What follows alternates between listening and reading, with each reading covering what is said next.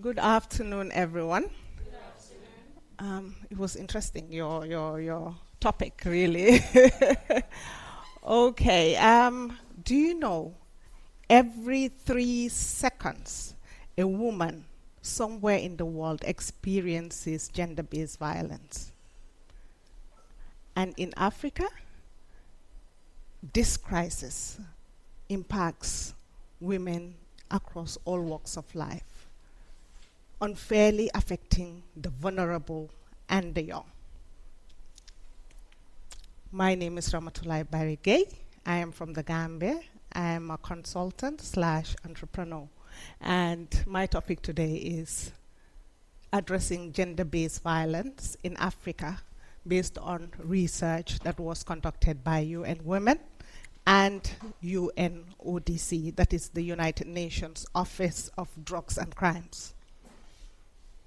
This is a crisis, and there are staggering figures. This talks about how we should educate our sons and save our daughters. I'm sure gender-based violence is something that we have all heard about.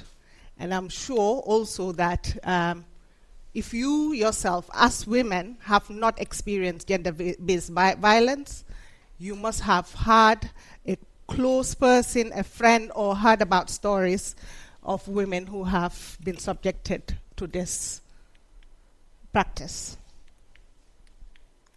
So according to UN Women, 736 million women worldwide, that is 1 in 3 women, have experienced either physical, sexual violence at some point in their lives.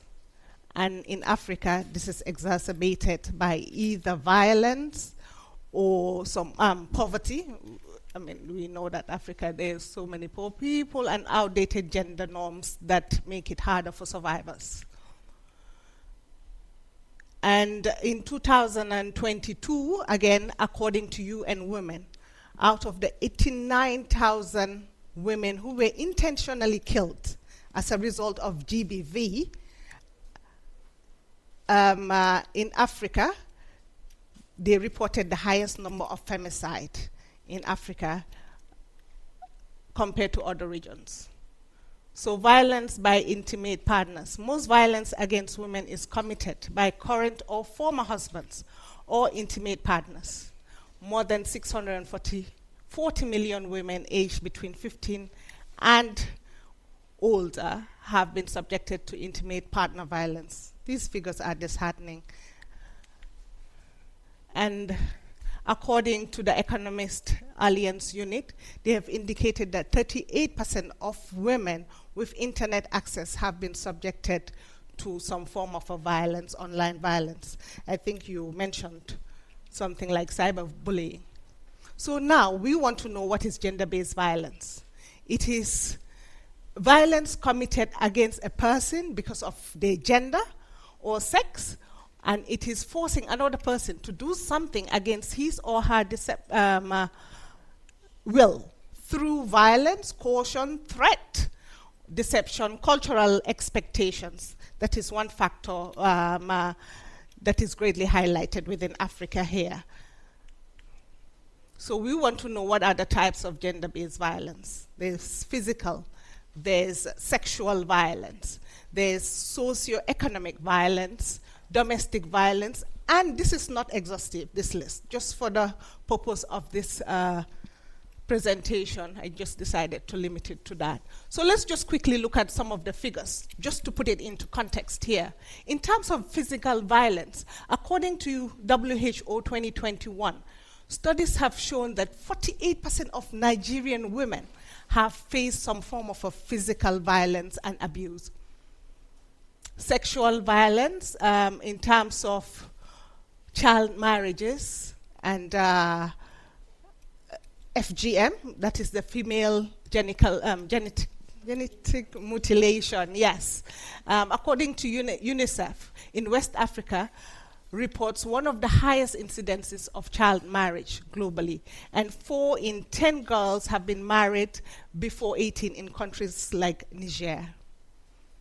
So there's economic violence, online violence. I really do not want to go into details for the sake of time, but then this is a growing trend. Online violence is something that we really need to watch out for, and we have seen the statistics, and we also need to educate our younger ones, because now with cyberbullying, doxing, women are being subjected to all sorts, and the deep fake videos, and which Donald Trump has recently passed a law to criminalize people using deep fake videos.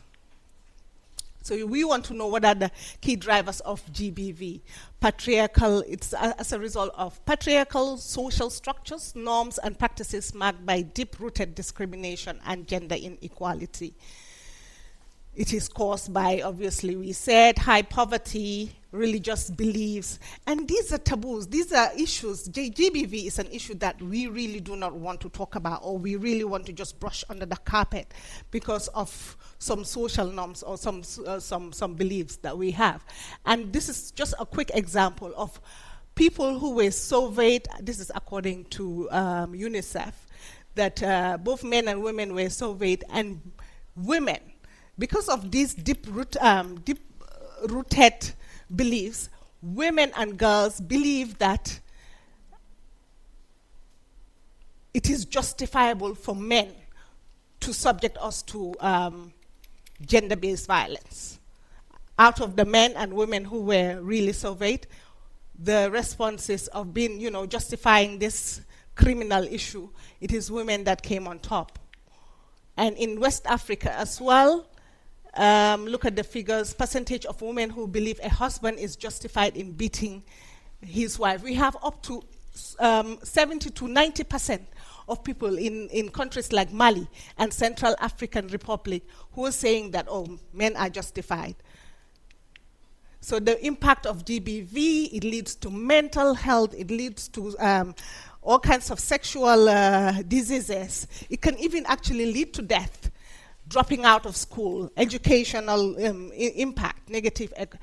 So there's also the economic impact according to World Bank. For the sake of time, So the support mechanisms, we need to strengthen our laws.